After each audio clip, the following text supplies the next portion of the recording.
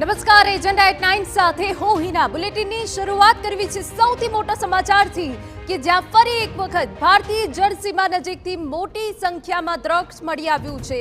300 kilo drugs મળી આવ્યો હોવાની વિગત છે ભારતીય કોસ્ટગાર્ડ અને એટીએસઓ સમુદ્રમાં સંયુક્ત ઓપરેશન અંદાજે 1800 કરોડની કિંમતનું ડ્રગ્સ મળી આવ્યો હોવાની વિગતો છે પાકિસ્તાની બોટના ચાલકોએ કોસ્ટગાર્ડ શિપને જોઈ ડ્રગ્સનો જથ્થો સમુદ્રમાં ફેંક્યો ડ્રગ્સનો જથ્થો સમુદ્રમાં ફેંકી બોટ અને ક્રૂ મેમ્બર્સ નાસી જવામાં સફળ રહ્યા છે એટીએસ અને કોસ્ટગાર્ડ દ્વારા ડ્રગ્સનો જથ્થો બહાર કાઢી વધુ તપાસ હાથ ધરાઈ છે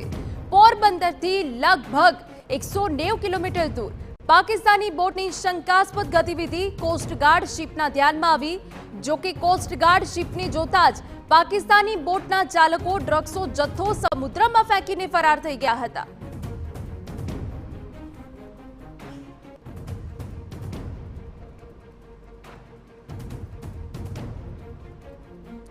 તો ભારતીય જળસીમા નજીકથી 300 કિલો ડ્રગ્સ મળી આવ્યો હોવાની વિગતો છે ભારતીય કોસ્ટગાર્ડ અને એટીએસઓ સમુદ્રમાં સંયુક્ત ઓપરેશન અંદાજે જે ડ્રગ્સ મળી આવ્યું છે તેની કિંમત રૂપિયા 1800 કરોડ છે પાકિસ્તાની બોટના ચાલકોએ કોસ્ટગાર્ડ શિપને જોઈ ડ્રગ્સનો જથ્થો સમુદ્રમાં ફેંક્યો આ બાબત કે જે સ્પષ્ટ કરી રહી છે કે જ્યાં પાકિસ્તાની બોટના ચાલકો ભારતીય જળસીમા દ્વારા ડ્રગ્સ ઘુસાડવાનો પ્રયત્ન કરી રહ્યા હતા પરંતુ કોસ્ટગાર્ડ દ્વારા જે સતત એ વિસ્તારમાં ચેકિંગ કરવામાં આવે છે ત્યારે ડ્રગ્સનો જથ્થો સમુદ્રમાં ફેંકી દીધો હતો પાકિસ્તાનના બોટ ચાલકો હતો તેમના દ્વારા ડ્રગ્સનો જથ્થો સમુદ્રમાં ફેંકી બોટ અને ક્રૂ મેમ્બર્સ નાસી જવામાં સફળ રહ્યા છે એટીએસ અને કોસ્ટગાર્ડ દ્વારા ડ્રગ્સનો જથ્થો બહાર કાઢી વધુ તપાસ હાથ ધરાઈ છે આપને જણાવી દઈએ કે આ જે ઘટના બની છે એ પોરબંદરથી લગભગ 190 કિલોમીટર દૂર બની છે પાકિસ્તાનની બોટની શંકાસ્પદ ગતિવિધિ કોસ્ટગાર્ડ શિપના ધ્યાનમાં આવી અને તે બાદ જ્યારે ચેકિંગ કરવામાં આવ્યું અને તેમાંથી 300 કિલોનો ડ્રગ્સનો જથ્થો મળી આવ્યો જેની બજાર કિંમત રૂપિયા 1800 કરોડ છે પાકિસ્તાની બોટના ચાલકો જ્યારે ડ્રગ્સનો જથ્થો લઈને આવતા હતા ત્યારે ડ્રગ્સનો જથ્થો સમુદ્રમાં ફેંકીને ફરાર થઈ ગયા હોવાની પણ અહીંયા વિગતો છે તો અવારનવાર ભારતીય જળસીમા નજીકથી કે ભારતીય જળસીમા પરથી જે ડ્રગ્સનો જથ્થો ઝડપાઈ રહ્યો છે તે એક ચિંતાનો વિષય છે અમારા પોલિટિકલ એડિટર કિંજલ મિશ્રા વધુ વિગતે વાત કરવા જોડાયા છે કિંજલ આખી ઘટનામાંથી એક બાબત એ સ્પષ્ટ થઈ રહી છે કે જ્યાં પાકિસ્તાનના બોટ ચાલકો ભારતીય જળસીમાથી ડ્રગ્સ ઘુસાડવાનો પ્રયત્ન કરી રહ્યા હતા कि जे नाकाम રહ્યું છે जी हाँ बिल्कुल देखो आपने याद हो तो थोड़ा समय पहला પાકિસ્તાનના જે ઇન્ટરસેપ્ટના કોલિંગના જે કહી શકાય કે કન્વર્ઝેશન હતા એ પણ બહાર આવ્યા હતા કે જેમાં કઈ રીતે ભારતમાં ડ્રગ્સ ઘુસાડવો એ ગુજરાત માટે કેટલું મુશ્કેલ થઈ ચૂક્યું છે ગુજરાતથી કેમ કે જે સીમા સુરક્ષા છે તે ખૂબ જ વધારી દેવામાં આવી છે તે પ્રકારની એક જે ઓડિયો ક્લિપ હતી તે પણ વાયરલ થઈ હતી ચિંતાનો વિષય એટલે પણ છે કેમ કે સતત પાકિસ્તાન દ્વારા આ જે પ્રયાસો છે તે કરવામાં આવી રહ્યા છે ખાસ કરીને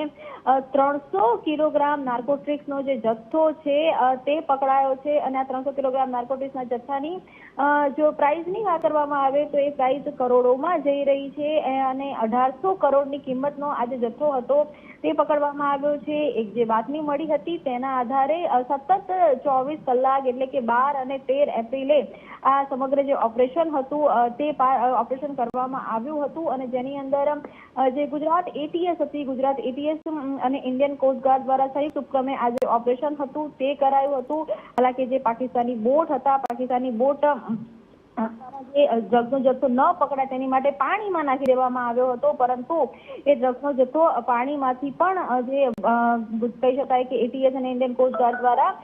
લેવામાં આવ્યો અને સમગ્ર જે આખી બાબત છે ત્યાં 11:30 કલાકે એટીએસ દ્વારા પણ સત્તાવાર રીતે જે પ્રેસ કોન્ફરન્સ કરીને આખરે આખું ઓપરેશન કેવી રીતે પાર પાડવામાં આવ્યું છે તેને લઈને જાણકારી છે તે પણ આપવામાં આવશે પરંતુ ચોક્કસ એ કહી શકાય કે મોડી રાત્રે આ એક આખું ઓપરેશન છે તે પાર પાડવામાં આવ્યું અને જો આ જથ્થો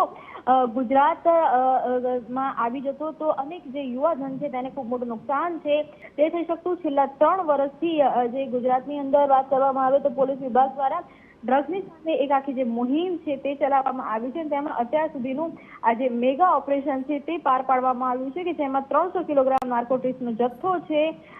તે પકડાયો છે. 1800 કરોડની કિંમત છે અને એટીએસ દ્વારા પણ આના અંગે 11:30 વાગે પ્રેસ કોન્ફરન્સ છે તેની અંદર આખરે આખો રૂટ શું હતો, કેવી રીતે પાકિસ્તાની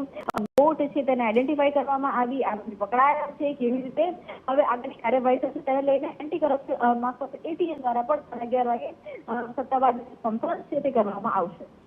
બિલકુલ આભાર કિંજલ. તો આપને જણાવી દઈએ, પાકિસ્તાની બોટના ચાલકો દ્વારા ભારતીય જળસીમા નજીક જે ડ્રગ્સ ઘુસાડવાનો પ્રયત્ન હતો તે નિષ્ફળ ગયો છે. ભારતીય કોસ્ટગાર્ડ એટીએસઓ આ સંયુક્ત ઓપરેશન છે અને જ્યારે તેઓએ કોસ્ટગાર્ડ શિપને જોઈ હતી અને તે બાદ આપને જણાવી દઈએ કે સમુદ્રમાં ડ્રગ્સનો જથ્થો ફેંકી દીધો હતો, પરંતુ તે બાદ પણ તપાસ કરવામાં આવી, આ ડ્રગ્સને કાઢવામાં આવ્યું અને તે બાદ જે બજાર કિંમત સામે આવી છે તે 1800 કરોડ હોવાની માલુમ પડે છે.